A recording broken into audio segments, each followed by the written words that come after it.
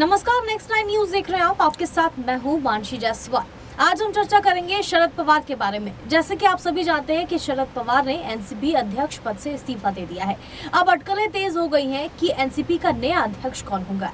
अजीत पवार इस लिस्ट में शामिल है, सुप्रिया सुले भी इस लिस्ट में शामिल है, या इसके अलावा कोई और भी बड़ा नेता इस लिस्ट में शामिल हो सकता है, लेकिन इसकी अभी तक आधिकारिक पुष्टि नहीं की गई है।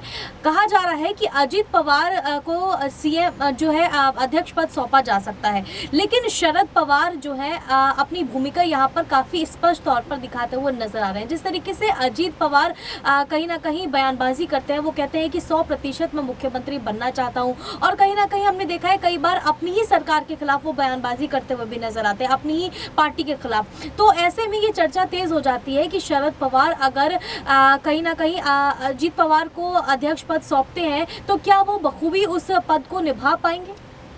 अब देखिए, अगर बात की जाए शरद पवार और अजीत पवार की, तो देखिए चाचा भतीजे की जो जोड़ी है ना, वो बहुत पुरानी है। और मैं वैसे रिश्तों को लेकर पुरानी नहीं बोल रहा, पुरानी मैं बोल रहा हूँ कि राजनीतिक मायनों में।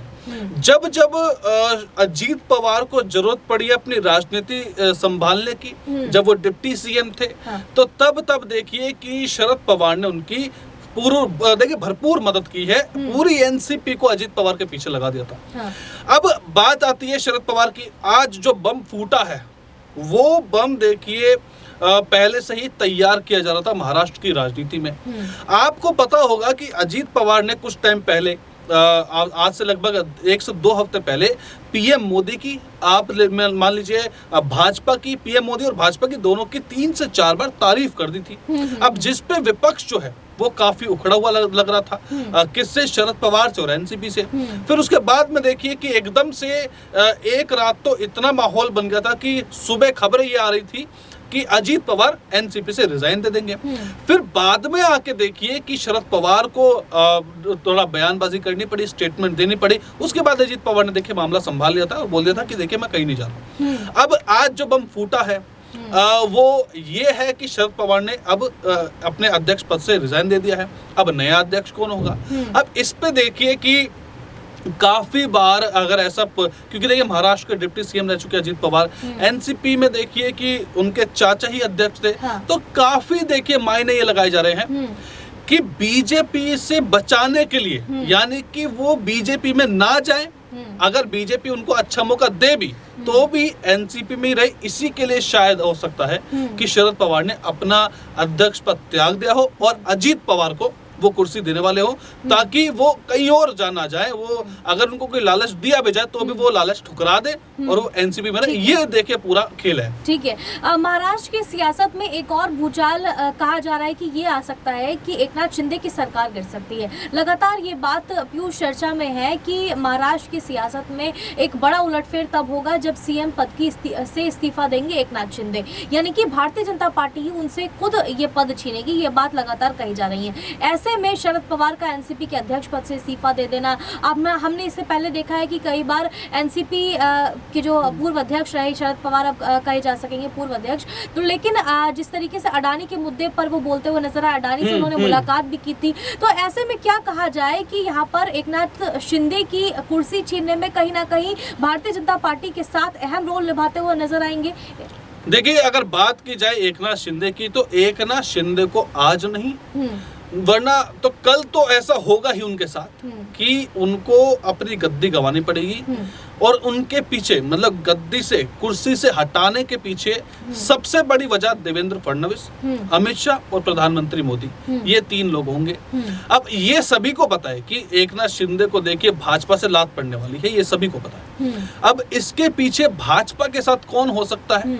अब भाजपा के साथ देखिए कि मुझे नहीं लगता कि एनसीपी के अजीत पवार होंगे। देखिए 2-4 बार तारीफ कर देना और भाजपा का साथ दे देना एकनाथ शिंदे को हटाने के लिए, दोनों अलग बातें हैं। क्योंकि अगर जिस दिन भाजपा का उन्होंने साथ दिया, उसी दिन से देखिए उद्धव और कांग्रेस का हाथ जो है एनसीपी से वो हट जाएगा, मतलब एनसीपी के साथ से, एनसीपी के ऊपर। तो इसलिए देखिए कि यहाँ पर काफी पेच है इस पूरे कयास और अटकलों में, क्योंकि एनसीपी जो है वो अपने दम पर भी चुनाव पहले लड़ चुकी है, मुख्यमंत्री बन चुके हैं शरद पवार एक बार महाराष्ट्र के। तो इसलिए अगर जो पार्टी अपने दम पे चुनाव लड़ सकती है तो वो मुझे नहीं लगता कि, और जिसके विचार भी जिसकी आइडियोलॉजी इतनी बीजेपी से अलग हो। बीजेपी को एनसीपी नेताओं ने कितनी गाली दे रखी है, बीजेपी नेताओं ने एनसीपी नेताओं को कितनी गाली दे रखी है।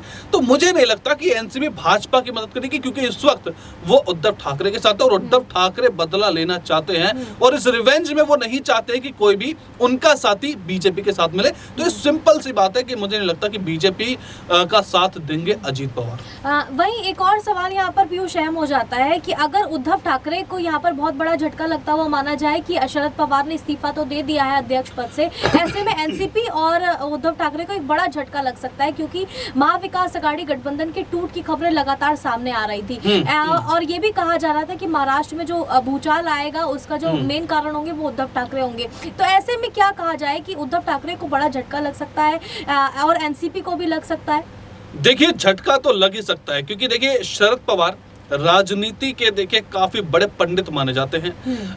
महाराष्ट्र में अगर 2019 की मैं अगर बात करूं, आपको 3 साल 4 साल पहले ले जाता हूं मैं। महाराष्ट्र में सरकार बनी थी, बीजेपी और शिवसेना बहुमत से जीते थे, एनसीपी कांग्रेस पिछड़ गए थे। तब देखिए कि उद्धव ठाकरे से मीटिंग करके रातों रात उद्धव ठाकरे को सीएम बनाना, कांग्रेस को, एनसीपी को और शिवसेना को एक साथ लाना, उसका पूरा का पूरा श्रेय जाता है शरद पवार को। अब जिस इंसान ने इतने बड़ा खेल रच दिया हो, अमित शाह, जिनको देखिए काफी बड़ा राजनीतिक पंडित बोला जाता है, तो वो जैसे अमित शाह खेला करते थे वैसे शरद पवार भी खेला करते थे। तो इसलिए शरद पवार का सिर्फ मात्र एक बार एनसीपी में होना ही और उद्धव ठाकरे के साथ होना ही काफी देखिए ढांढस बताता है उद्धव ठाकरे को। अगर मान लेते हैं कि देखिए शरद पवार राजनीति से ही दूर चले जाते हैं या फिर किसी और पार्टी में जाकर शामिल हो जाते हैं, तो शायद उद्धव ठाकरे को नुकसान झेलना पड़ सकता है, क्योंकि राजनीतिक कितने बड़े पंडित जो हैं वो इनके साथ नहीं होंगे, इसलिए देखिए नुकसान हो सकता है। ठीक है पीयूष, आखिरी छोटा सा सवाल, क्या शरद पवार भारतीय जनता पार्टी में शामिल हो सकते हैं अगर अटकलें जिस तरीके से लगाई जा रही थी? हालांकि अध्यक्ष पद से उन्होंने इस्तीफा इसलिए दिया है क्योंकि उनका जो उम्र दराज की वजह से उन्होंने इस्तीफा दिया है, क्या वो भारतीय जनता पार्टी में शामिल हो सकते हैं? छोटा सा जवाब। देखिए, अगर बात की जाए भारतीय जनता पार्टी में शामिल होने की, तो मुझे लगता है कि नहीं होंगे वो भारतीय जनता पार्टी में शामिल, क्योंकि उनके पास काफी अच्छे ऑप्शन पहले से ही हैं। मैं सत्ताधारी पार्टी की बात नहीं कर रहा क्योंकि बीजेपी सत्ता में इसलिए होंगे, नहीं, उनकी आइडियोलॉजी के, शरद पवार की जो आइडियोलॉजी है उसी की आइडियोलॉजी की कांग्रेस भी है, समाजवादी पार्टी भी है, जेडीयू है, आप आरजेडी देख ले, कितनी सारी पार्टी है, टीएमसी है उनके पास, तो किसी में जा सकते हैं, लेकिन भारतीय जनता पार्टी में नहीं जाएंगे। चलिए, बहुत शुक्रिया पीयूष हमसे तमाम चर्चा के लिए। तो आज की जो सियासी सरगर्मियां है वो इसलिए बढ़ती हुई नजर आ रही है महाराष्ट्र में, क्योंकि शरद पवार ने एनसीपी के अध्यक्ष पद से इस्तीफा दे दिया है। मामला जो है वो अब और गर्माता हुआ नजर आ रहा है कि अध्यक्ष पद की जो कमान है वो अजीत पवार को सौंपी जाएगी या फिर सुप्रिया सूले को सौंपी जाएगी या फिर और कोई नया चेहरा सामने आएगा, ये देखने वाली बात होगी। फिलहाल हमारी इस खास रिपोर्ट में बस इतना ही। देश और दुनिया की तमाम बड़ी खबरों के लिए देखते रहिए नेक्स्ट 9 न्यूज़।